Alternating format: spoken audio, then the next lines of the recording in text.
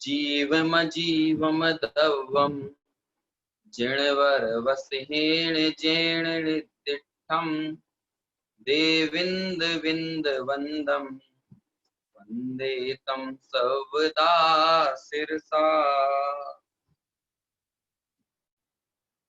बृहद द्रव्य संग्रह आचार्य नेमिचंद्र सिद्धांति देव द्वारा विरचित ये ग्रंथ, जिस पर हमारी चर्चा चल रही है, गाथा 5 की टीका के आधार से चर्चा चल रही थी। कल मौसम के व्यवधान के कारण टेक्नोलॉजी ने साथ नहीं दिया, इस कारण कल हमारा विषय जहां छूटा था, अधूरा रह गया था, उसको ही हम आगे बढ़ाएंगे। 5वीं गाथा में जहां पर ज्ञानोपयोग के 8 भेद बताए हैं, और वे 8 भेद इस प्रकार हैं: कुमति, कुश्रुत, कुअवधि और मति, श्रुत, अवधि, मना, परय और केवल ज्ञान। इनमें से कुमति, कुश्रुत और कुअवधि अज्ञानी मिथ्या दृष्टियों के होते हैं, और अन्य जो 5 ज्ञान हैं, मति, श्रुत, अवधि, सुमति, सुश्रुत, कुअवधि और मना, परय, केवल ज्ञान, ये ज्ञानियों के सम्यक दृष्टि जीवों के होते हैं। इस तरह से सभी अज्ञानी, ज्ञानी, संसारी से लेकर मुक्त पर्यंत के जीव, इन सभी को 8 ज्ञानों का सद्भाव, 8 ज्ञान में से किसी न किसी ज्ञान का सद्भाव होता है। और इस तरह से 8 विवक्षा, 8 तरह के ज्ञान के प्रकार होने से, अलग अलग जीव में अलग अलग ज्ञान की सत्ता का सद्भाव होने से, इस तरह से 8 ज्ञानोपयोग के भेद करके यहाँ पर आचार्य नेमिचंद्र सिद्धांति देव ने विषय समझाया। और इसमें टीका के अंदर इसी का खुलासा करते हुए नेमिचंद्र सिद्धांति देव ने ज्ञानोपयोग के जो कुमति, कुश्रुत, कुअवधि भेद और सुमति, सुश्रुत और कुअवधि भेद क्यों हैं, किस वजह से हैं, ये बताया कि वास्तव में स्वरूप की खबर ना होना या फिर स्वरूप के संबंध में जो अभिनिवेश है, विपरीत अभिनिवेश है, जो ज्ञान में मिथ्या जानना, मतलब पर पदार्थों को निजपने से मानना और अपने स्वरूप को नहीं पहचानना, इस तरह से विपरीत अभिनिवेश के कारण जो मति, श्रुत, अवधि हैं, वे उल्टे प्रवर्तन करते हैं। मतलब मिथ्यात्व के सद्भाव के कारण मति, श्रुत और अवधि को कुमति, कुश्रुत और कुअवधि कहा जाता है। और वही सम्यक दृष्टि के विपरीत अभिनिवेश का अभाव होने से, उसका ज्ञान विपरीत अभिनिवेश रहित होने से, वही मति, श्रुत और अवधि सुमति, सुश्रुत और कुअवधि कहे जाते हैं। फिर श्रुत ज्ञान की विवक्षा को समझाया, और श्रुत ज्ञान की विवक्षा समझाते हुए आचार्य देव ने बताया कि क्या कारण है कि श्रुत ज्ञान परोक्ष होने के बावजूद भी स्वसंवेदन को प्रत्यक्ष कहा जाता है। तो वहां पर जो अनेक युक्तियां यद्यपि थी, लेकिन उनमें से जो एक बहुत ही प्रमुख युक्ति थी, जो कि अपने उस प्रकरण के अंत में आचार्य देव ने कही कि जब हम केवल ज्ञान की दृष्टि से देखते हैं तो छायोक्षमिक ज्ञान होने से शुद्ध ज्ञान, चाहे वो स्वसंवेदन रूप ही क्यों ना हो, उसको परोक्ष कहा जाता है। लेकिन अन्य जो क्षयोक्षम ज्ञानी जीव हैं, जिनको क्षयोक्षमिक भाव का सद्भाव है, तो अन्य संसारियों की दृष्टि से देखें तो अन्य संसारियों को वो स्वसंवेदन नहीं है, और इसीलिए उनका जानना परोक्ष है, पर को भी और अपने को भी। लेकिन स्वसंवेदन उनको नहीं है, अनुभव नहीं है। लेकिन वही सम्यक दृष्टि की यदि बात करें तो उसको अपने स्वरूप का अनुभव है, अपनी खबर है, इस कारण उसके स्वसंवेदन को प्रत्यक्ष ऐसा कहने में आता है। अब ये जो तर्क आचार्य ने दिया, उसी तर्क के आधार से शिष्य ने प्रश्न खड़ा किया, जिस प्रश्न पर हम कल चर्चा कर रहे थे, लेकिन किसी वजह से वो चर्चा नहीं हो पाई।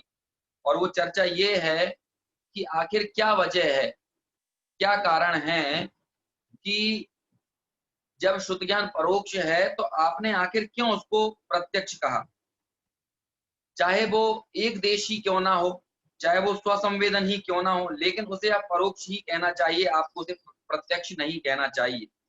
और इस संबंध में उस शिष्य ने आचार्य नेमिचंद्र सिद्धांति देव का तत्वार्थ सूत्र ग्रंथ का एक जो प्रमुख सूत्र है, उसको उल्लिखित किया कि आद्य परोक्षम, ऐसा सूत्र है। मतलब आदि के 2 ज्ञान यानी मति और शुद्ध ज्ञान वो परोक्ष कहलाते हैं, और मति और शुद्ध ज्ञान वहां पर सम्यक ज्ञान का प्रकरण है।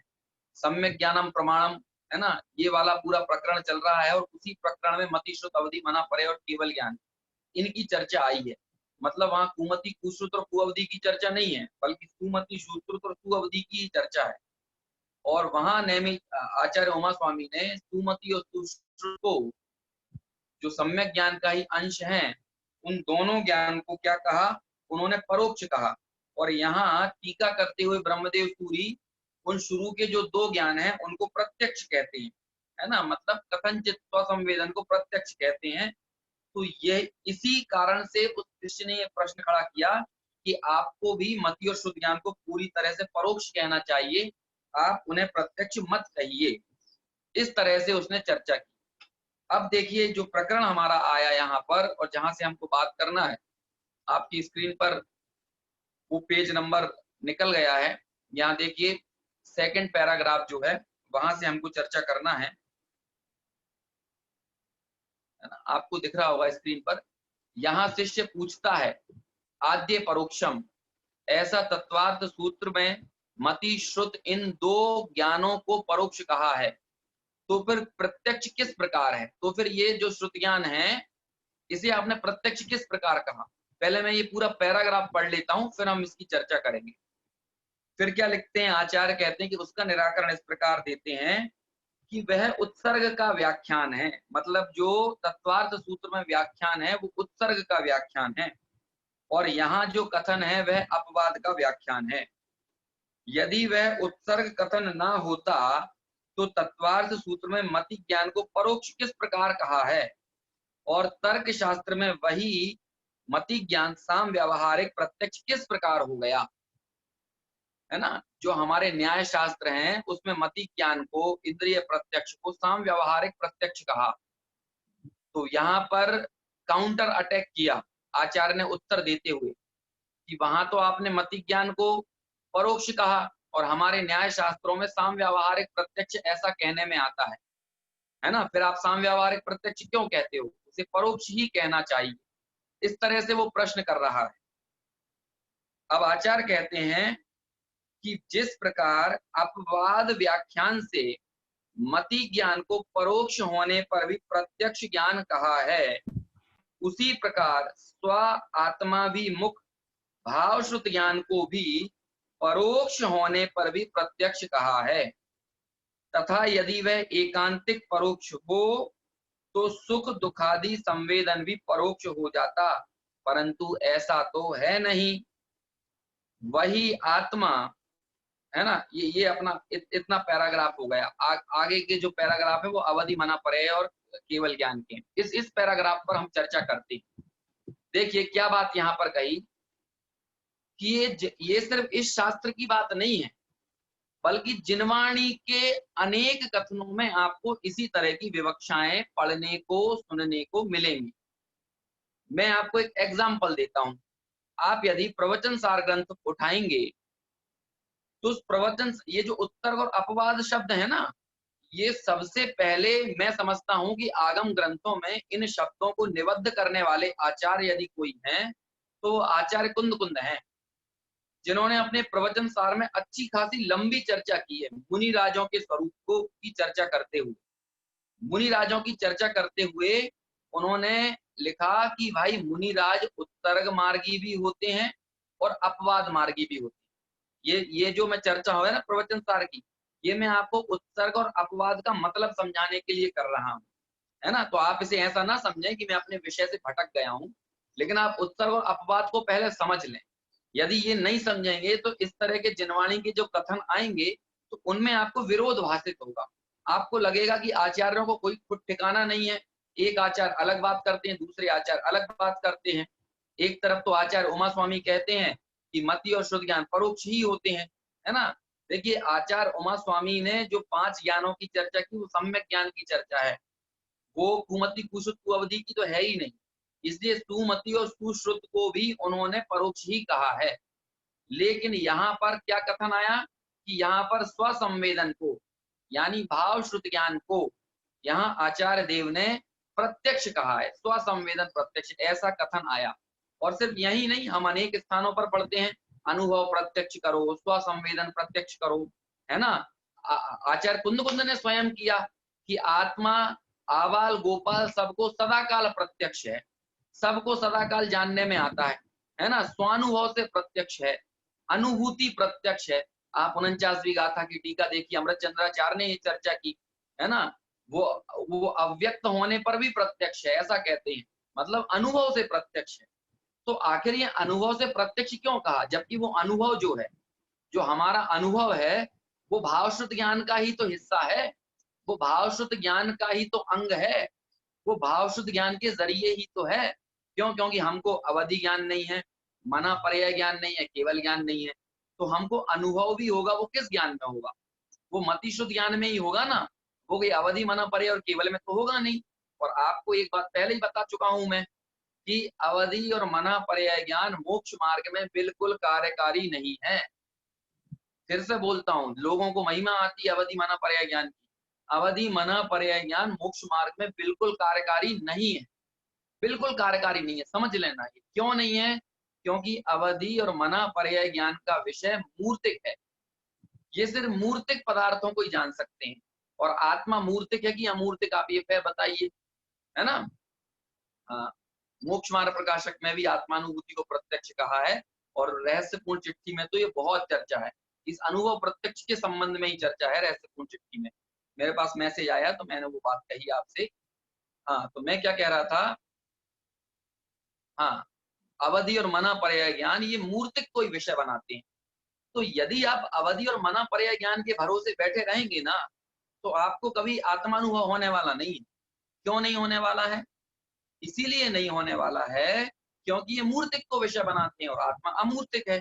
अरे हमने जो दूसरी गाथा पढ़ी ना द्रव्य संग्रह की, इसमें भी अमुत्ति कत्ता अमूर्तिक ऐसा शब्द आया ना, अमूर्तिक, ये आत्मा अमूर्तिक है, तो ये मूर्तिक नहीं है। इसका मतलब जो मूर्तिक को विषय बनाने वाले ज्ञान है, वो अमूर्तिक आत्मा को विषय नहीं बना सकते। और मोक्ष मार्ग के लिए आत्मा को जानना, आत्मा को विषय बनाना, आत्मा का अनुभव करना जरूरी है। समझ में आया ना? तो फिर इसीलिए मैं कह रहा हूं कि मोक्ष मार्ग में अवधि और मना पर्याय ज्ञान की बिल्कुल वैल्यू नहीं। बहुत वजन से बोल रहा हूं मैं, बहुत ताकत से बोल रहा हूं, इसलिए अवधि मना पर्याय ज्ञान को वजन मत देना। बल्कि जो आत्मानुभवी होते हैं, मोक्ष मार्ग में जो महत्व है वो शुद्ध ज्ञान का महत्व है, और शुद्ध ज्ञान मति पूर्वक होता है ना। लेकिन कौन से शुद्ध ज्ञान का? द्रव्य शुद्ध ज्ञान का नहीं। द्रव्य शुद्ध ज्ञान एक हेतु बनता है, निमित्त बनता है, लेकिन वास्तव में काम भाव शुद्ध ज्ञान के जरिए होता है। तो इसीलिए जो सम्यक दृष्टि को जो अनुभव हुआ, या आत्मा स्वसंवेदन में जो प्रत्यक्ष उसके आया, तो ये जो सारे स्वसंवेदन प्रत्यक्ष की चर्चा है, ये शुद्ध ज्ञान के ही को लेकर ही है। तो यहाँ इसीलिए शिष्य ने ये प्रश्न किया कि आप शुद्ध ज्ञान को एक आचार्य तो परोक्ष कहते हैं और आप उसे प्रत्यक्ष कहते हैं। तब जाकर यहाँ पर ये बताना पड़ा ब्रह्मदेव सूरी को कि भाई दो प्रकार के कथन होते हैं, अपवाद मार्ग के और उत्सर्ग मार्ग। अब मैं अपवाद मार्ग और उत्सर्ग मार्ग की चर्चा आपसे कर रहा हूँ। आप चूली का अधिकार देखिए, प्रवचन सार ग्रंथ का, गाथा 222, 23, 24, 25, 26, है ना, मतलब 230 गाथाओं के पहले पर्यंत लंबा चौड़ा अच्छा विस्तार से उत्सर्ग और अपवाद मार्ग की चर्चा आचार्य कुंद की टीकाओं पर अमृत चंद्राचार्य ने, गाथाओं पर अमृत चंद्राचार्य ने टीका करते हुए कहा। बहुत नए नए शब्द दिए। अभी मैं उन सारे शब्दों की चर्चा नहीं करूंगा। उत्सर्ग उन्मुखी अपवाद मार्गी, मुनिराज को कहा, अपवाद उन्मुखी उत्सर्ग मार्गी, इस तरह से कहा। अब ये क्या होता है? मुनिराज उत्सर्ग मार्गी भी होते हैं और अपवाद मार्गी भी होते हैं। और आपको एक और विशेष बात बताएं, वहां पर आचार्य अमृतचंद्र ने टीका में लिखा कि हठ पूर्वक यदि कोई मुनिराज उत्सर्ग मार्गी बने रहें तो वो दीर्घलेपी होते हैं। दीर्घलेपी यानी अपनी बड़ी हानि करने वाले होते हैं। इसलिए मुनिराजों के लिए ये जरूरी है कि वो उत्सर्ग मार्ग में ही ना रहें, बल्कि अपवाद मार्ग में भी आए। क्यों? क्योंकि अपवाद मार्ग में आने पर अल्पलेप होता है। अल्पलेप यानी कम घाटा, कम घाटा होता है, कम हानि होती है। कैसे होती है इसकी थोड़ी सी 1 मिनट में मैं चर्चा करता हूँ। उत्सर्ग मार्ग कहते हैं कि ज्ञान ध्यान में, तब ज्ञान ध्यान तपो रखता, ज्ञान और ध्यान में अनुरक्त रहना, है ना, वन खंडादि में जाकर तपस्चरण करना, है ना, भगवान आत्मा को साधना, पहाड़ों पर जाना, है ना, और अन्य 28 मूल गुणों के पालन रूप जो विकल्प आते हैं उनके विकल्प भी ना आना। तो ऐसे कहते हैं कि ये जो उसी का उपक्रम करना, उसी का पुरुषार्थ करना, वही प्रयास करना, तपश्चरण में ही रहना परमानेंट। और कौन सा तपश्चरण? वो अंतरंग तप, बल पूर्वक। तो वो कहते हैं कि यदि आप हट पूर्वक इस तरह का उत्सर्ग मार्ग करोगे ना, मतलब उत्सर्ग यानी होता है उत्सर्ग यानी बड़ा बड़ा, है ना, मतलब महत्वपूर्ण और अधिक वजन वाला, या अहम अहम जो चीज होती है वो उत्सर्ग की होती है। और अपवाद यानी होता है एक्सेप्शन, जैसे हम इंग्लिश में बोलते हैं ना एक्सेप्शन, मतलब ये एक्सेप्शनल केस है ना, अपवाद अपवाद वाला केस है। तो अपवाद वाले केस भी हम मानते हैं। जैसे हम लौकिक में भी कहते हैं ना भैया कि आपने कहा कि जितने जितने इंजीनियर होते हैं सबकी कमाई लाखों में होती है। आपने आपने बहुत सारे लोगों को देखा और आपने कथन कह दिया कि जितने इंजीनियर होते हैं वो सभी, उनकी कमाई लाखों में होती है। लेकिन आपको कोई इंजीनियर ऐसा मिल गया जो बेरोजगार था, तो आप क्या कहते हैं? भैया ये तो अपवाद है। ऐसे अपवाद होते हैं ना, ऐसे ही वहां पर चर्चा की कि मुनिराज का कार्य तो ज्ञान ध्यान में अनुरक्त रहना ही है। तो फिर क्या कि आहार करना उनका काम नहीं है?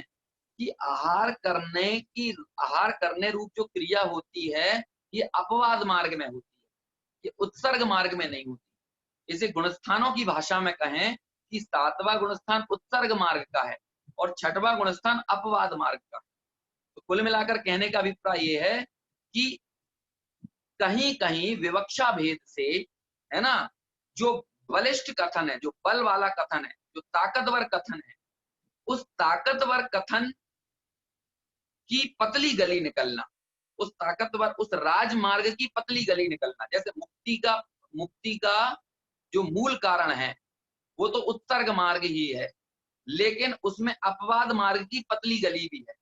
अपवाद मार्ग की पतली गली मतलब क्या? ये मुनिराज परमानेंट तो ज्ञान ध्यान में तपुरक्त नहीं रह पा रहे हैं, उनका उपयोग अंतर मुहूर्त पर्यंत टिक नहीं पा रहा, इतनी स्थिरता नहीं बन पा रही है।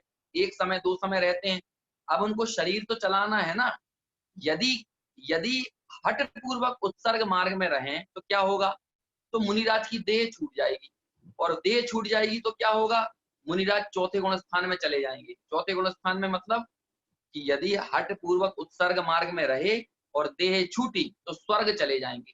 और सारे स्वर्ग के देव कौन से गुण स्थान वाले होते हैं? चौथे गुण स्थान वाले होते हैं। इसलिए मुनिराज को क्या करना चाहिए? चौथे गुण स्थान में नहीं आना चाहिए। चौथा गुण स्थान दीर्घ लेप है, बड़ा घाटा है, उनको छठे गुण स्थान में आ जाना चाहिए। क्यों? क्योंकि छठे गुण स्थान में भी कम से कम 3 कषाय चौकड़ी का अभाव तो है ना।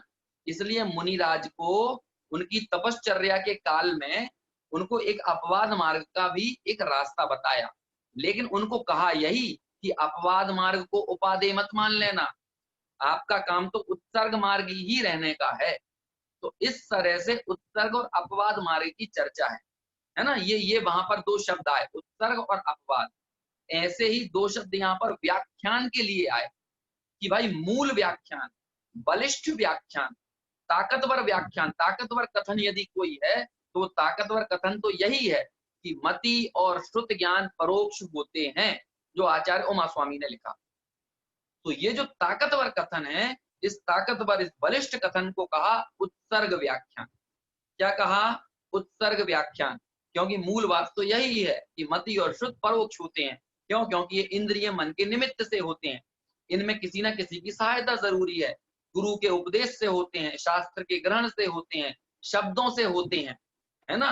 तो इसलिए इनमें कोई ना कोई हेतु होता है, प्रकाश से होते हैं। मतलब श्रुत ज्ञान आदि के लिए, मति ज्ञान के लिए कोई ना कोई बाहरी निमित्त जरूरी है। इसलिए इसे क्या कहा? इसको उत्सर्ग मार्ग, उत्सर्ग व्याख्यान कहा। लेकिन अब यहाँ पर क्या कहते हैं कि भाई हमारे न्याय शास्त्रों में यहाँ पर हेतु क्या दिया? यहाँ पर जो दृष्टांत बनाया है ना, वो दृष्टांत मति ज्ञान का बनाया और सिद्ध श्रुत ज्ञान को करना है। श्रुत ज्ञान को प्रत्यक्ष कहने वाले कथन को सिद्ध करना है। क्या क्या उदाहरण बनाया कि भाई हमारे जो तर्क शास्त्र हैं, सभी तर्क शास्त्र है ना, तर्क शास्त्र जैसे कि परीक्षा मुख है ना, परीक्षा मुख की टीकाएं हैं, प्रमेय रत्नमाला, प्रमेय कमल मार्तंड, न्याय दीपिका, आलाप पद्धति, ऐसे बहुत तर्क शास्त्रों का बहुत बहुत खजाना है जैन जैन दर्शन में, है ना। जिन तर्क शास्त्रों के माध्यम से इन्हीं इन्हीं यही सारी चर्चा की गई है। ज्ञान के स्वपर प्रकाशकत्व की चर्चा, है ना, या फिर अन्य दर्शनों में जो ज्ञान दर्शन का स्वरूप माना, अन्य दर्शनों में जो आत्मा का स्वरूप माना, तो इनके खंडन मंडन इत्यादि प्रकार से हमारे न्याय शास्त्रों में बहुत विस्तार से विस्तृत चर्चा है। तो हमारे न्याय शास्त्रों में मति ज्ञान को साम व्यवहारिक प्रत्यक्ष ऐसा कहा। क्यों? क्योंकि आपने इंद्रिय से कोई विषय को देखा ना, तो इसे कहते हैं कि इसकी चर्चा हमने की थी ना, समीचीन व्यवहार, ये वाला जो प्रकरण जब इस गाथा में निकला था, तो उस समय ये चर्चा आई थी।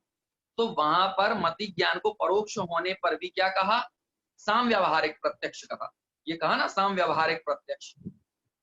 तो कहते हैं कि उसे परोक्ष होने पर भी साम व्यवहारिक प्रत्यक्ष कहना, ये न्याय शास्त्रों का अपवाद व्याख्यान है। वास्तव में मति ज्ञान तो परोक्ष है, तो मति ज्ञान को परोक्ष कहना यह है उत्सर्ग का कथन, लेकिन मति ज्ञान को साम व्यवहारिक प्रत्यक्ष कहना, है ना, उसके साथ प्रत्यक्ष शब्द लगाना, यह है अपवाद का कथन। अपवाद का कथन क्यों? क्योंकि भाई इंद्रिय प्रत्यक्ष को भी प्रत्यक्ष कहते हुए हम लोग व्यवहार देखते हैं, तो वो क्या है? तो कहते हैं वो झूठ नहीं है एकदम बात, वो भी उपचार है। और उपचार जो है वो सत्य और झूठ के बीच में होता है, ना तो झूठ ही होता है और ना सत्य ही होता है। इसीलिए उस उपचार से, उस व्यवहार से मति ज्ञान को साम व्यवहारिक प्रत्यक्ष ऐसा कहा जाता है। ठीक है ना। ये उदाहरण दिया कि हमारे तर्क शास्त्रों में मति ज्ञान को परोक्ष होने पर भी साम व्यवहारिक प्रत्यक्ष कहा। तो मति ज्ञान को परोक्ष कहना ये तो हुआ उत्सर्ग का कथन, और मति ज्ञान को परोक्ष कहना ये हुआ व्यवहार का कथन। ठीक है। ऐसे ही यहाँ कहते हैं कि भाई मूल बात तो ये है कि जो श्रुत ज्ञान होता है, वो श्रुत ज्ञान कैसा होता है कि जो बात आचार्य उमा स्वामी ने कही कि वो श्रुत ज्ञान कैसा है कि वो श्रुत ज्ञान वास्तव में परोक्ष है, लेकिन उसे परोक्ष होते हुए भी हमारे आचार्यों ने यहाँ पर क्या कहा कि उस श्रुत ज्ञान में जो भाव श्रुत ज्ञान है ना, जो जो वेदन करने वाला है, जो स्वसंवेदन रूप है, वो स्वसंवेदन रूप श्रुत ज्ञान उसे प्रत्यक्ष कहा। और फिर यहाँ पर क्या हेतु दिया, क्या तर्क दिया कि भाई यदि आप उस भाव श्रुत ज्ञान को एकांतिक यानी एकांतवाद से सर्वथा यदि आप उस भाव श्रुत ज्ञान को परोक्ष कहोगे, तो आपको जो सुख और दुख का वेदन होता है, ये जो सुख और दुख का वेदन, क्या आप इसको पूरी तरह से परोक्ष ही मानोगे?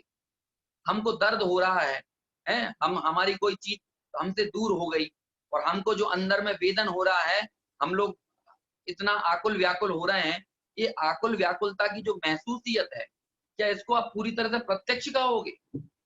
इसे पूरी तरह से प्रत्यक्ष नहीं कह सकते, है ना। यदि आप केवल ज्ञान की दृष्टि से देखोगे, क्योंकि केवल ज्ञान तो भाई ऐसा है कि जैसा आपको आपका दुख मालूम नहीं पड़ता ना, उससे अनंत गुना स्पष्ट केवल ज्ञानी को आपका दुख मालूम पड़ता है। क्यों? क्योंकि हमारे ज्ञान की सीमा है, हम हमारे सुख और दुख का वेदन करते हुए भी उसे उतना स्पष्ट नहीं जानते जितना स्पष्ट केवल ज्ञानी के ज्ञान में आता है। ये केवल ज्ञान का महात्मा है। इसीलिए कहा कि जब आप केवल ज्ञान, मतलब आप जब सूर्य की रोशनी में देखोगे, तो ये छोटी छोटी टार्चों की कोई वैल्यू नहीं है, बल्कि छोटी छोटी टार्चें तो टार्च छोटी मोटी टार्चों को तो प्रकाश नहीं देने वाला ही कहा जाएगा, यदि आपने सूर्य की रोशनी में देखा तो। लेकिन आपके पास आपके हाथ में जो टॉर्च है, उस टॉर्च की तुलना में कोई अन्य मद्दा बल्ब जल रहा है, तो उस मद्दे बल्ब की तुलना में आपकी जो टॉर्च है उसको क्या कहा जाएगा? भाई ये तो ज्यादा प्रकाश देने वाली है, ये अच्छी टॉर्च है, ऐसा कहेंगे ना हम, है ना। असली प्रकाश तो इसका है। आप ऐसा भी कह देंगे कि आजकल होता है ना कि मोबाइलों में भी फ्लैश आने लगे, तो कई बार हम कहते हैं यार तुम्हारे मोबाइल के फ्लैश में दम नहीं है, असली लाइट तो इसकी, असली लाइट, असली प्रकाश तो मेरे मोबाइल का है। लेकिन जब दिन में सूरज निकले, अभी ये जेठ की दोपहरी में, है ना, और आप उस दोपहर में अपनी फ्लैश लाइट जलाओ तो दिखेगी भी नहीं, सूर्य की रोशनी में उसकी कोई वैल्यू नहीं है।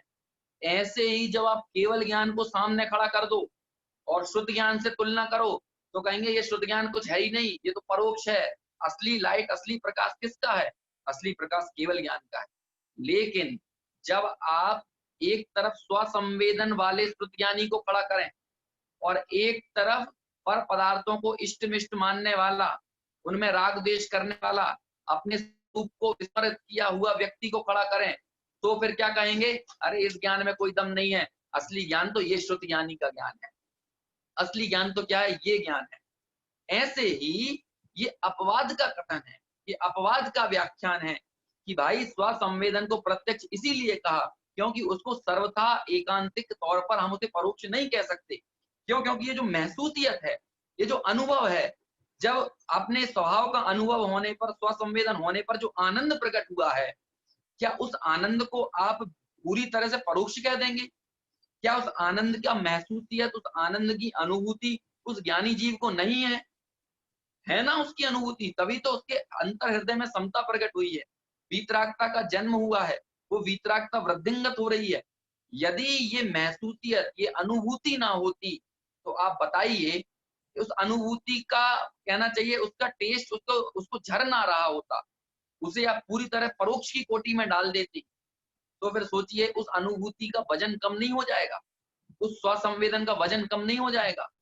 इसीलिए उसे अन्य छायोपशमिक ज्ञानियों की दृष्टि से, है ना, अन्य छायोपशमिक ज्ञानियों को हम जब खड़ा करते हैं, ये पिछले पैराग्राफ में ये बात आई थी ना कि अन्य छायोपशमिक ज्ञानी की तुलना के सामने हम उस व्यक्ति को खड़ा करते हैं जिसने अपने स्वभाव का अवलंबन लिया है, जिसने अपने स्वरूप का वेदन किया है। ऐसा वे स्वरूप का वेदन करने वाला व्यक्ति क्या है? वो उसका ज्ञान या उसका वेदन, उस स्वसंवेदन वो प्रत्यक्ष है। स्वसंवेदन को क्या नाम दिया? वो स्वसंवेदन प्रत्यक्ष कहने में है। समझ में आया ना कि अपवाद मार्ग से ये कथन किया। अरे हम लोग लौकिक में भी इस तरह के अपवाद और उत्सर्ग मार्ग के प्रयोग करते हैं कि नहीं करते, है ना? कल भी मैं ये उदाहरण दे रहा था लेकिन कल अपनी आवाज कट रही थी, है ना, इसलिए शायद अनेक लोगों तक पहुंच नहीं पाया होगा कि भाई जैसे कि हमने किसी बच्चे को बोला कि तू इस कोचिंग में एडमिशन ले ले, तूने इस कोचिंग में एडमिशन लिया, समझ ले तेरा एग्जाम निकल गया। क्या बोल दिया आपने कि तूने इस कोचिंग में एडमिशन लिया, इसका मतलब तेरा एग्जाम निकल गया। अब उस लड़के ने क्या किया? वो लड़का गया कोचिंग में, उसने एडमिशन लिया और ना पढ़ने जाता, ना क्लास अटेंड करता, ना कभी किताबें उठा के देखता, कोई मेहनत नहीं करता। और बाद में उसने कहा कि मैंने तो उस कोचिंग में एडमिशन लिया था लेकिन मेरा काम बना ही नहीं। तो उसको बोला भैया कोचिंग में एडमिशन लेना ये तो हमने इसीलिए कहा कि इस शहर में कई कोचिंग हैं, उन कई कोचिंगों में सबसे अच्छा परिणाम देने वाली कोचिंग यदि कोई है तो वो ये कोचिंग है।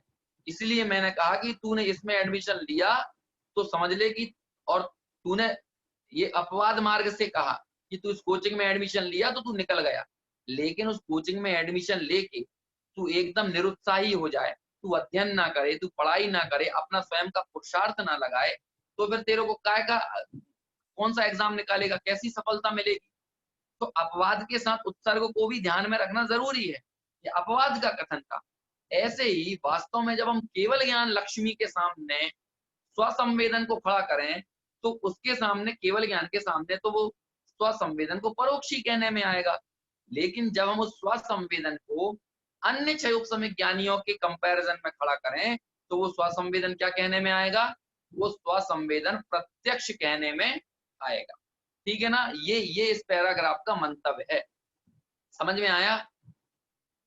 है ना? अब क्या मैं देख नहीं पा रहा हूँ ना आप लोगों को, समझ में आया कि नहीं आया समझ में, लेकिन बस ये कह सकते हैं कि आ गया होगा समझ में, है ना?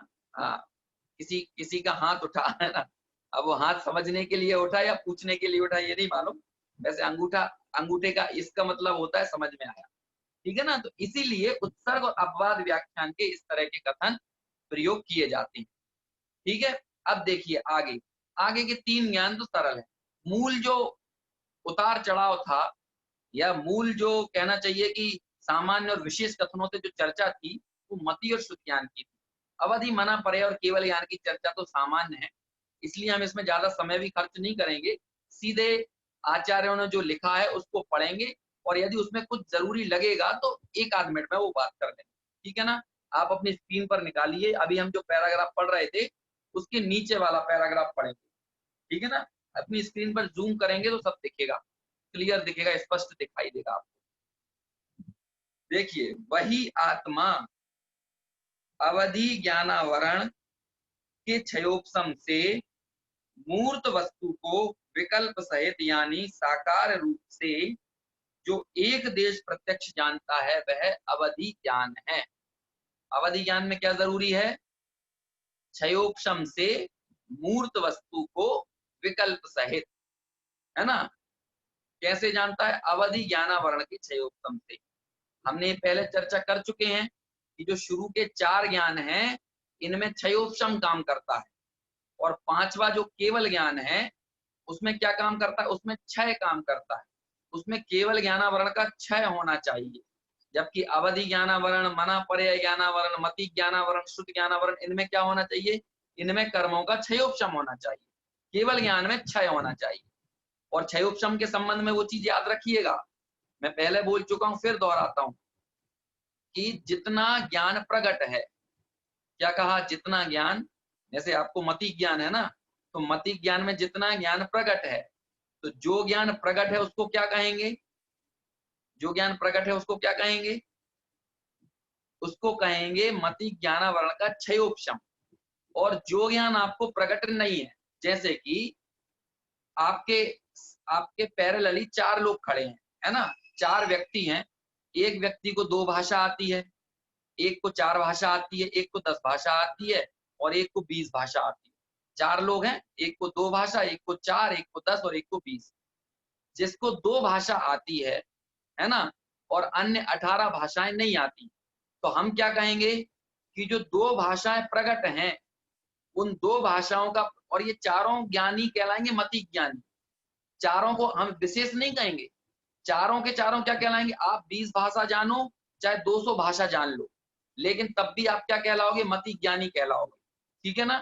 क्यों? क्योंकि ये मति ज्ञान का ही भेद है, मति शुद्ध ज्ञान ही है। ठीक है। अब जिस व्यक्ति को 2 भाषाएं आती हैं, तो ये 2 भाषाएं आना ये किसके कारण संभव हुआ है? ये हुआ मति ज्ञानावरण के क्षयोपशम के कारण। और 18 भाषाएं नहीं आना 18 भाषाएं, वो किसके कारण हुआ? वो हुआ मति ज्ञानावरण के उदय के कारण। समझ में आया?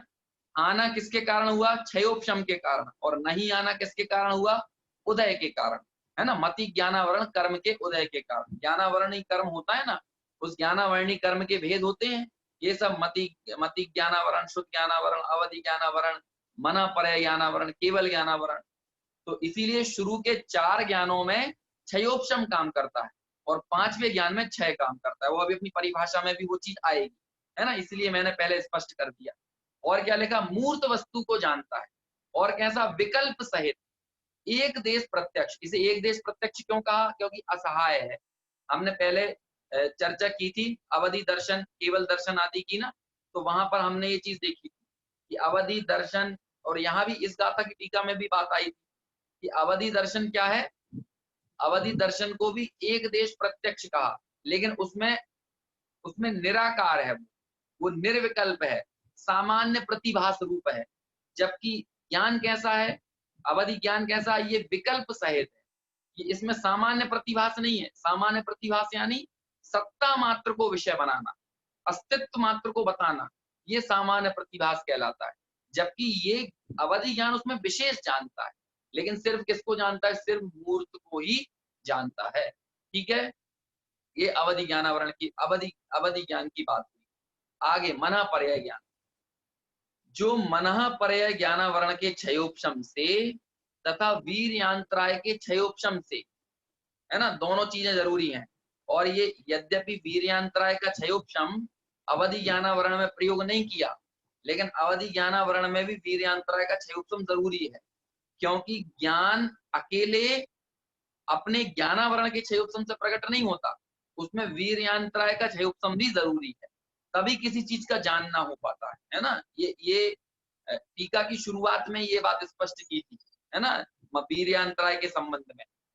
तो यहाँ पर, और मैंने भी शायद 3-4 दिन पहले जो अपनी चर्चा निकली थी ना, उसमें ये विस्तार से इस बारे में बात की थी। मना पर्याय ज्ञानावरण का क्षयोपशम और वीर्यांतराय का क्षयोपशम क्या होता है? इसके कारण वीर्यांतराय के क्षयोपशम से अपने मन के अवलंबन द्वारा, अवलंबन किसका है? अपने मन का। लेकिन अपने मन के अवलंबन से जानते किसको हैं? अन्य के मन में रहे हुए मूर्त पदार्थ को। अब यहाँ पर एक प्रश्न उठ सकता है आपका, यदि नहीं उठता तो उठना चाहिए। क्या उठना चाहिए? कि मैं बार बार आपसे ये कह रहा हूं कि इंद्रिय और मन के निमित्त से या सहायता से जो हो वो परोक्ष है, और इंद्रिय और मन की सहायता से जो ना हो वो प्रत्यक्ष है। तो यहाँ सवाल ये उठा कि मना पर्याय ज्ञान भी तो मन के अवलंबन से होता है।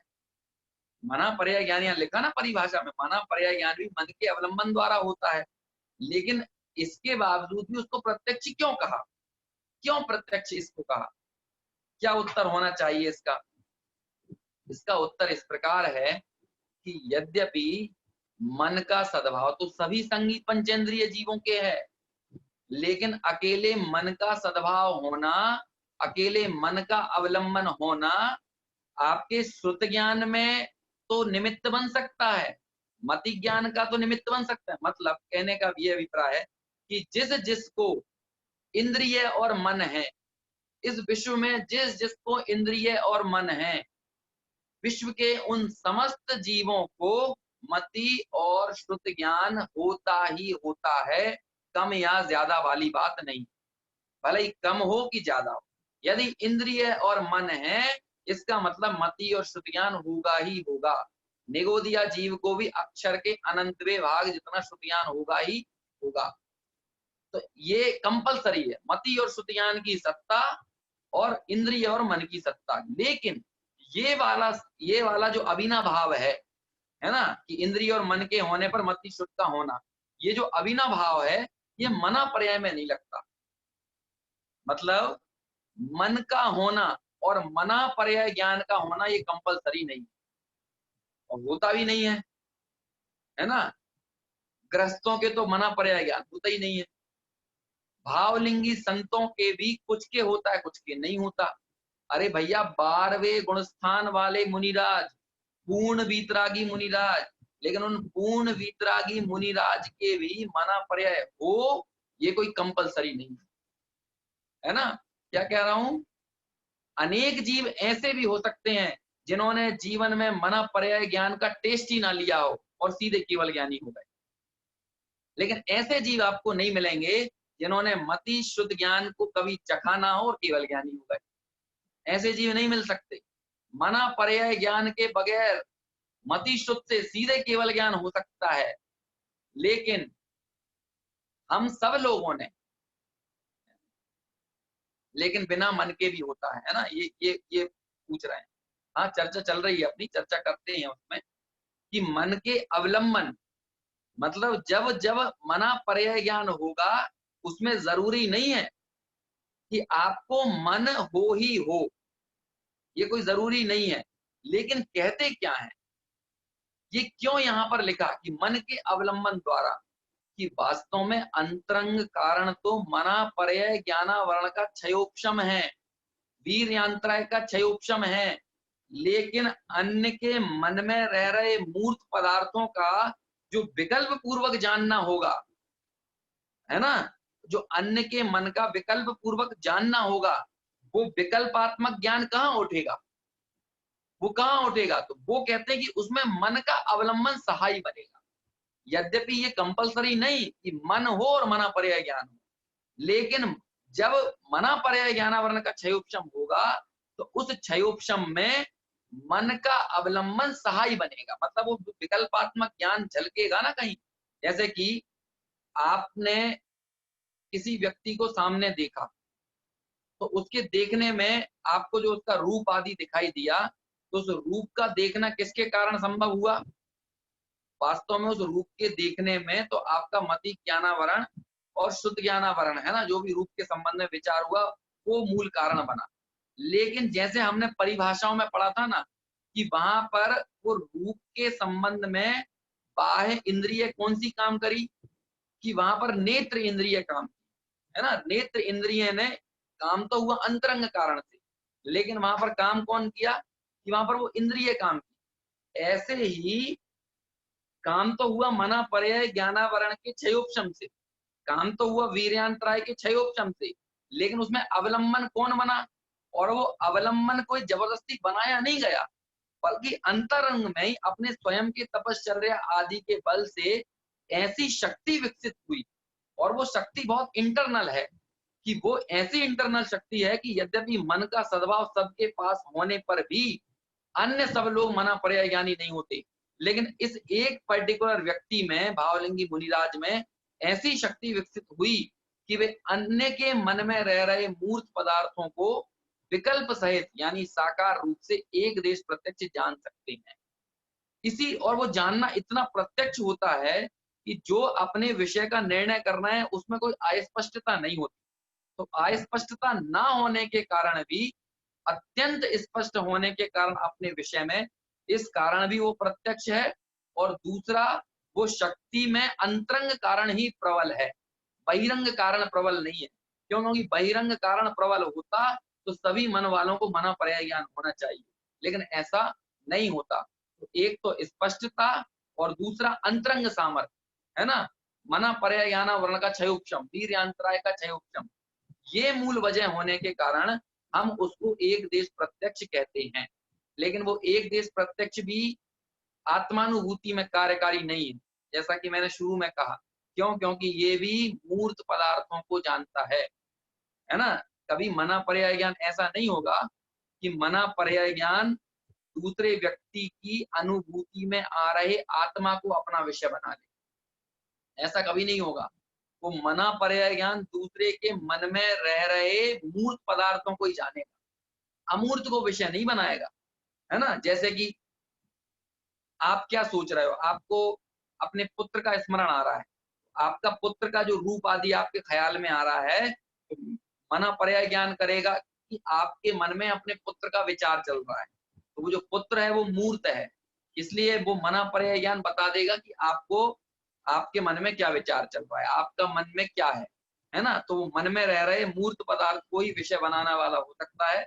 वो मना पर्याय ज्ञान जो है इसको विषय नहीं बनाता, अमूर्त को विषय नहीं बनाता। और एक और चीज क्या बात कही कि वो ईहा मति ज्ञान पूर्वक मना पर्याय ज्ञान है। इस तरह का जो ज्ञान होता है वो कौन सा है? ईहा मति ज्ञान। मति ज्ञान के भी 4 भेद होते हैं, है ना। अवग्रह, ईहा, आवाय और धारणा, है ना। अभी मैं अवग्रह, ईहा, आवाय, धारणा इनकी चर्चा करने जाऊंगा तो पता नहीं 3-4 क्लासें और निकल जाएंगी, है ना। और जिन लोगों ने कभी अवग्रह या आवाय धारणा ना सुना हो, उनको समझाना भी बहुत कष्टकारी हो जाएगा। इसीलिए मैं अवग्रह या आवाय धारणा इनको इग्नोर करता हूं। अभी बस आप इतना समझ लीजिए कि जो मति ज्ञान के 4 भेद हैं, अवग्रह, ईहा, आवाय, धारणा, इनमें से जो मना पर्याय ज्ञान को क्या कहा? ईहा मति ज्ञान पूर्वक मना पर्याय ज्ञान है। ठीक है ना। आगे देखिए, आगे क्या चर्चा आती है। इतना मति ज्ञान की बात की, और इसके बाद अब सीधे केवल ज्ञान की चर्चा करते हैं, है ना। मना पर्याय ज्ञान में आप इतना जानिए, दूसरे के मन में स्थित मूर्त पदार्थों को विषय बनाने वाला है। और इसमें निमित्त कौन है? अंतरंग कारण कौन है, बहिरंग कारण कौन है? कि अंतरंग कारण तो मना पर्याय ज्ञानावरण का क्षयोपशम, वीर्यांतराय का क्षयोपशम और मन का अवलंबन, है ना। क्योंकि वो विकल्प उठ रहे हैं तो कहाँ उठे? अन्य को विकल्प सहित जानना जो हुआ वो कहाँ हुआ? वो मन में हुआ। लेकिन वो ताकत अंतरंग की है, अंतरंग ज्ञान की सामर्थ्य है, इसीलिए उसको प्रत्यक्ष कहा। और जानना स्पष्ट है, इसीलिए उसे प्रत्यक्ष कहा। अब आखिरी केवल ज्ञान, जो हम सबका ध्येय है ना। लेकिन टीका की शुरुआत में जिस केवल ज्ञान स्वभाव की बात की थी, वो था द्रव्यार्थिक न्याय का विषय। और यहाँ पर जो केवल ज्ञान की बात हो रही है, ये है पर्यायार्थिक न्याय का विषय। मतलब वहां जो बात की थी वो अखंड त्रिकाली केवल ज्ञान स्वभावी भगवान आत्मा की बात की, कि आत्मा का स्वरूप केवल ज्ञान स्वभावी है ना। उसमें मैंने वो लेडी पीपर का और वो स्वर्ण का उदाहरण दिया था कि वो स्वर्ण की जो चमक है वो किसकी है? वो बाहरी जो उसको ताव आदि दिए जा रहे हैं उनकी है, या स्वर्ण की अपनी है? वो स्वर्ण की अपनी है। ऐसे ही पर्याय में जो केवल ज्ञान प्रकट हुआ, जो सामर्थ्य विकसित हुई, वो सामर्थ्य किसकी है? वो केवल ज्ञान स्वभाव की है। वो कारण सदा विद्यमान है, है ना। यदि कारण ना हो तो उसमें से कार्य कैसे हो सकता है? कारण रहना जरूरी है ना। मान के चलिए कि तिल में तेल ना हो, तो तिल में तेल कब है? जब तेल निकाल लिया जाए तब, या जब तिल है तब भी तेल है? कि भाई तेल आप निकालो अथवा ना निकालो, लेकिन तिल का स्वभाव, उसका स्वरूप, है ना, उसकी प्रॉपर्टी तेल है तो है। इसी तरह यहाँ पर भी कहते हैं कि केवल ज्ञान जो पर्याय में प्रकट हुआ वो पहले से इसमें विद्यमान है। वो प्रकट हो कि ना हो, लेकिन आत्मा केवल ज्ञान स्वभावी है। तो जब केवल ज्ञान स्वभावी कहा जाए, ये तो हुई द्रव्य स्वभाव की बात। और केवल ज्ञान पर्याय की जब बात हो, पर्याय में प्रकट हुए केवल ज्ञान की जब बात हो, वो क्या कहलाता है? वो होता है एक समय की केवल ज्ञान पर्याय की बात, या फिर उसको कहते हैं पर्य, पर्यायार्थिक न्याय का विषय, है ना। और यदि 5 भावों में इसको समझें, जब आपसे कहा जाए केवल ज्ञान स्वभाव, तब इसका मतलब समझना परम पारिणामिक भाव। और जब कहा जाए केवल ज्ञान, तब समझना छायक भाव। क्या कहा? जब कहा जाए केवल ज्ञान स्वभाव, इसका मतलब क्या हुआ? किसकी चर्चा है? ये कारण की बात है ना। कारण द्रव्य की बात है, मतलब परम पारिणामिक भाव की बात है। और जब कहा जाए केवल ज्ञान, है ना, केवल ज्ञान पर्याय, प्रकट हुई केवल ज्ञान पर्याय जो 13वें गुण स्थान में जाकर पैदा होती है, जब ये बात चले, उसका मतलब होता है छायक भाव। ठीक है। पता नहीं चलता मेरे को कि, है ना, मैं बोल तो देता हूं आपसे छायक भाव, और छायक भाव आपसे बोल दिया, और परम पारिणामिक भाव बोल दिया। अब मुझे ये नहीं मालूम कि कितने लोगों ने ये नाम आदि सुने हैं अथवा नहीं सुने हैं, है ना, क्योंकि प्रत्यक्ष परिचय ना हो पाने के कारण मुझे अंदर से अपराध बोध ये लगने लगता है कि कहीं कोई ऐसी बात ना आ जाए जो आपको आपको विषय को कष्टकारी बना दे, और फिर उसके कारण से जो जो विषय समझ में आ रहा है उसके प्रति भी अनिच्छा हो जाए, है ना। कई बार ऐसा होता है ना कि विषय, कुछ विषय समझ में आता है और कुछ विषय समझ में नहीं आता। तो जो विषय समझ में नहीं आता उसके कारण हमको जो विषय समझ में आता है उसके प्रति भी अनिच्छा हो जाती है ना। तो इसलिए बड़ा मेरे को भय सताता है कि मैं चर्चा को किस किस लेवल पे ले जाऊं, कितनी गहराई में बात करूं, कितनी गहराई में ना करूं। ये थोड़ा सा मेरे लिए क्या कहें, असमंजस की स्थिति बनती है। ठीक है ना। अब यहाँ पर बात चल रही है केवल ज्ञान, केवल ज्ञान पर्याय की बात चल रही है ना, जो 5वें नंबर का ज्ञान है। सोचा था छठवीं गाथा हो जाएगी, लेकिन आज भी ऐसा संभव नहीं दिख रहा है। ठीक है। देखिए क्या कहते हैं, निज शुद्धात्म तत्व का सम्यक श्रद्धा ज्ञान चारित्र जिसका लक्षण है, ऐसे एकाग्र ध्यान द्वारा। देखिए केवल ज्ञान का जन्म कैसे होता है? शुद्धात्म तत्व का, किसकी किसकी श्रद्धा, किसका ज्ञान, किसका चारित्र? कहते हैं शुद्धात्म तत्व का सम्यक श्रद्धा ज्ञान चारित्र जिसका लक्षण है। और ये किसका लक्षण है? एकाग्र ध्यान का, है ना। एकाग्र चिंता निरोधो, अपन पढ़ते हैं ना, एकाग्र, है ना, ध्यान की परिभाषा है ना, ध्यान का सूत्र है एकाग्र चिंता निरोधो।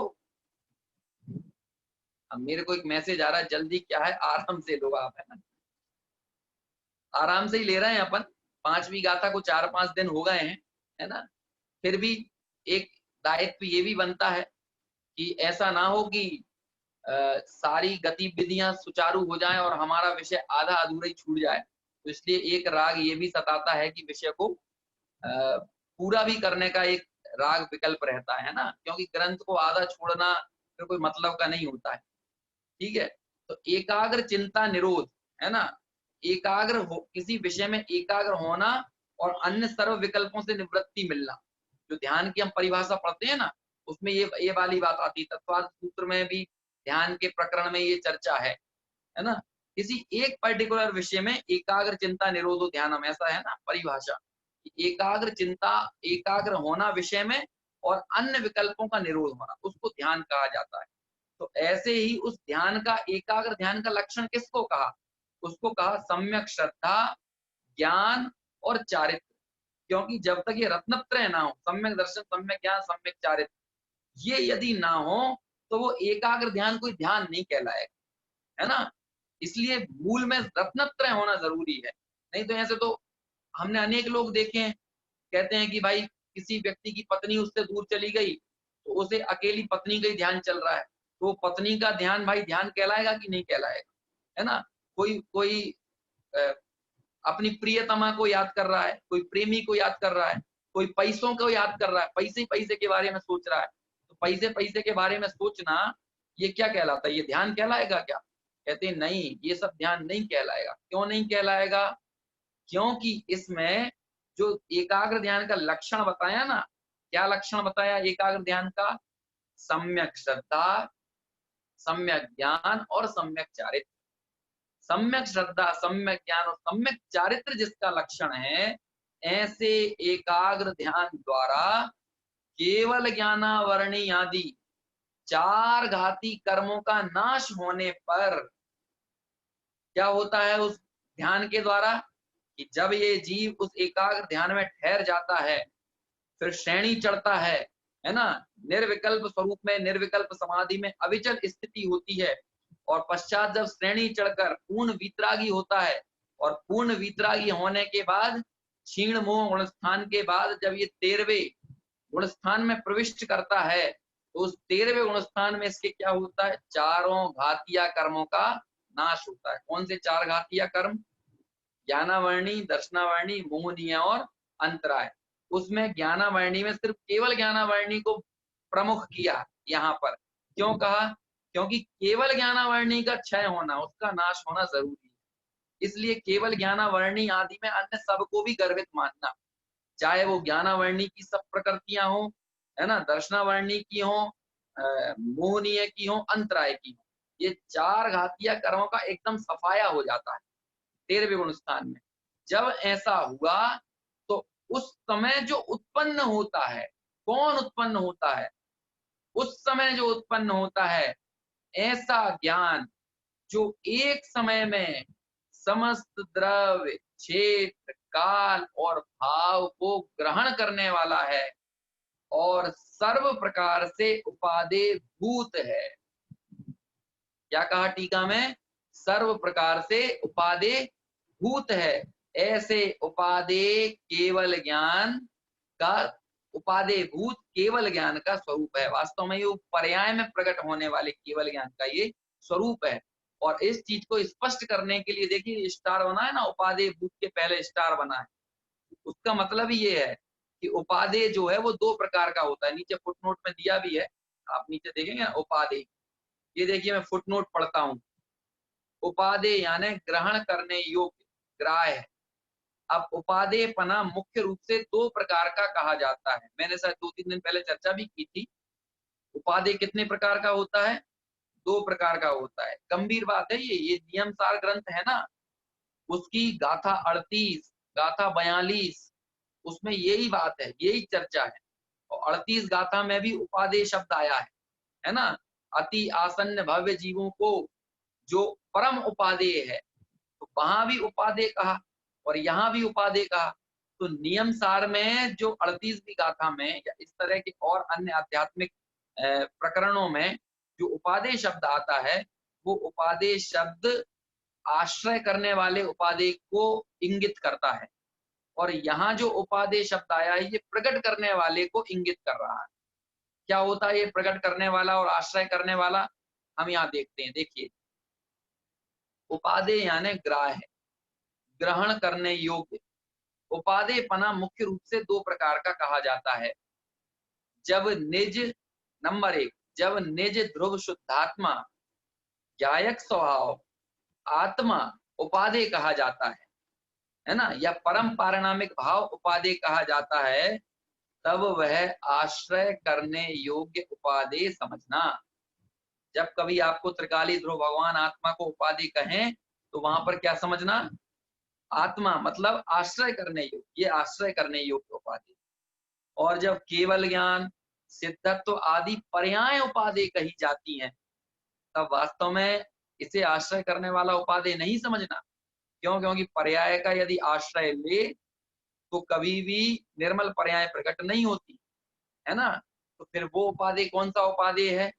तो कहते हैं जब केवल ज्ञान सिद्धत्व आदि पर्याय उपादेय कही जाती हैं, तब वे पर्याय प्रकट करने योग्य उपादेय समझना। हम बच्चों को पढ़ाते हैं ना, जीव अजीव, है ना, जीव अजीव, आश्रव बंद हे हैं, इस तरह से बताते हैं ना। और संवर निर्जरा ये एक देश उपादेय है, और मोक्ष ये सर्वथा उपादेय है। तो ये जो बच्चों को हम पढ़ाते हैं वो किस, उसका मतलब क्या हुआ उपादेय का, कि संवर निर्जरा एक देश प्रकट करने योग्य उपादेय है ना, और मोक्ष सर्वथा प्रकट करने योग्य उपादेय है।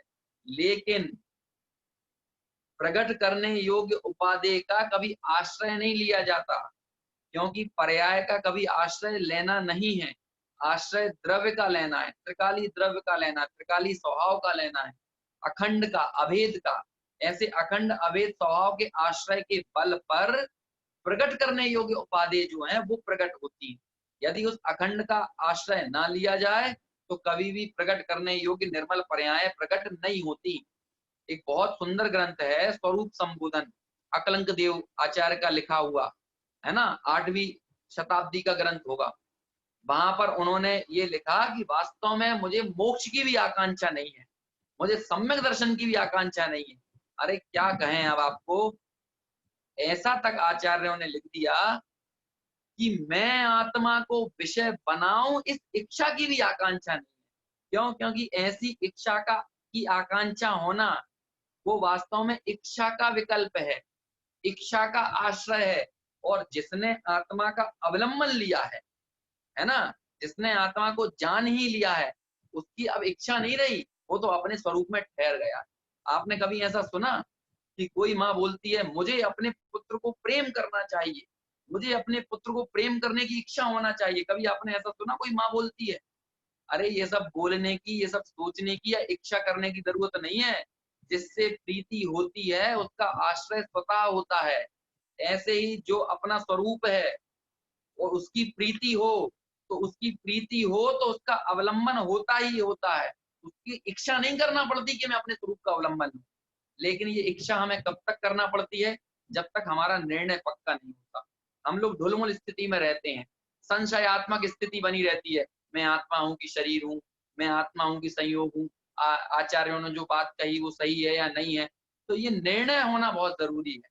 मैंने पहले कहा था कि सम्यक दर्शन के पूर्व ही पक्का निर्णय हो जाता है ना। सम्यक दर्शन तो पक्का निर्णय का फल है। यदि पक्का निर्णय नहीं हुआ है तो फिर सम्यक दर्शन कैसे होगा? ये थोड़ी है कि पहले सम्यक दर्शन हो फिर पक्का निर्णय हो। अरे निर्णय में पक्का, निर्णय की एकदम कहना चाहिए निर्णय पुरजोर होना, निर्णय एकदम सही होना, निर्णय एकदम मजबूत होना, ये निर्णय की का पक्कापन जो है वो तो कहते हैं कि वो तो सम्यक दर्शन के पूर्व ही हो जाता है। फिर सम्यक दर्शन में क्या होता है? इस सम्यक दर्शन में तो अनुभूति होती है ना, सम्यक दर्शन में तो अवलंबन होता है, और ऐसे अवलंबन का नाम वो आनंद है। उस आनंद की हमें प्राप्ति करना है। तो इस तरह ये उपादेय को दो प्रकार से बांटा। एक होता है प्रकट करने योग्य उपादेय और एक होता है आश्रय करने योग्य उपादेय। जब आश्रय करने योग्य उपादेय की बात कहें तो आप अपने त्रिकाली ध्रुव अखंड अवेद, है ना, ज्ञानानंद स्वामी भगवान आत्मा को समझना। और जब कभी प्रकट करने योग्य उपादेय की बात आए तब वहां पर केवल ज्ञान और सिद्धत्व जैसी पर्यायों को समझना, है ना, जो निर्मल पर्याय हैं उनको प्रकट करने योग्य उपादेय कहा जाता है। इस तरह से आज का अपना ये विषय हुआ, और इसी के साथ 5वें नंबर की गाथा, है ना, काफी लंबी विस्तार से हमने चर्चा की। समझता हूं कि इतनी चर्चा के बाद यथोचित जो टीका का मंतव्य था वो मंतव्य, वो भाव आपको समझ में आया होगा। आप इस बात की चिंता मत करिए कि आपको कोई चीज टीका याद नहीं रहती या हूबहू शब्द याद नहीं रहती, है ना। यदि आपको मर्म ख्याल में आया है तो वो मर्म यदि आपके हृदय में बैठ गया है तो आगे कहीं भी ऐसा प्रसंग उठता है तो वो बात हमारे दिमाग में पड़ी रहती है ना। उसे लौकिक भाषा में कहते हैं सब कॉन्शियस माइंड। तो वो हमारे अवचेतन में वो बात पड़ी रहती है, और वो अवचेतन में यदि बात पड़ी है इसका मतलब वो विषय, उसका मर्म, उसका भाव हमारे ख्याल में आया है। आगे इस संबंध में जब भी और चर्चा कहीं निकलती है तो हमारे दिमाग में तुरंत वो आचार्यों की बात क्लिक करती है। इस तरह से बहुत अलग अलग ढंग से ये आचार्यों का महात्मा है, उनकी महिमा है, इतनी सुंदरता के साथ, इतनी विशदता के साथ हमारे सामने गाथाओं के हार्द को खोलकर रखा टीकाकारों ने, नहीं तो मूल गाथा में तो सिर्फ नाम गिना दिए थे। यदि उन गिनाए हुए नामों को इतने अच्छे से, इतनी सुंदरता से न समझाते तो हम कैसे समझते कि परोक्ष होने पर भी, श्रुत ज्ञान परोक्ष होने पर भी स्वसंवेदन को प्रत्यक्ष क्यों कहा जाता है ना। ज्ञान में आखिर कौन कौन सी चीजें आवश्यक हैं, ज्ञान के होने में किसी चीज को जानने में क्या क्या जरूरी है, ये सारी चर्चा बहुत ही सुंदरता के साथ की। और इस प्रकरण में ज्ञानों का स्वरूप तो बताया ही, लेकिन इसके साथ साथ हमें ग्रहण करने योग्य वास्तव में क्या है, अवलंबन लेने योग्य क्या है, ऐसे आश्रय भूत त्रिकाली भगवान आत्मा की तरफ दृष्टि करने की प्रेरणा भी आचार्य ब्रह्म, यहाँ टीकाकार ब्रह्मदेव सूरी ने हमको दी है।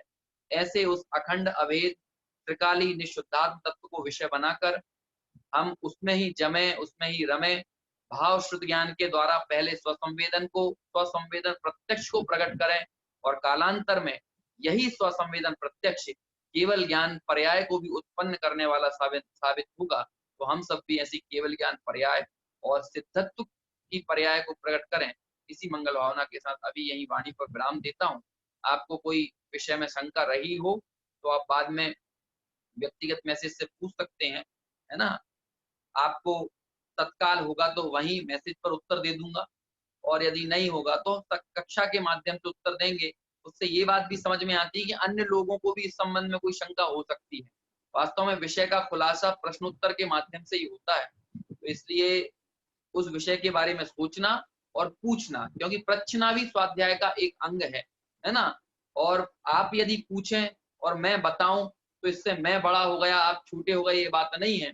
बल्कि वास्तव में आप पूछें और हो सकता है वो विषय मुझे भी नहीं आता हो, तो उसका जब मैं अध्ययन करूंगा तो इस तरह से स्वाध्याय की परंपरा और परिपाटी वो चलती रहेगी, और हम सभी एक दूसरे के स्वाध्याय में निमित्त बनेंगे। तो इस प्रकार आपने ये चर्चा सुनी, निश्चित तौर पर इसको अवधारण करेंगे और फिर अपने भाव शुद्ध ज्ञान से अपने स्वरूप का अवलंबन लेंगे, ऐसी भावना है।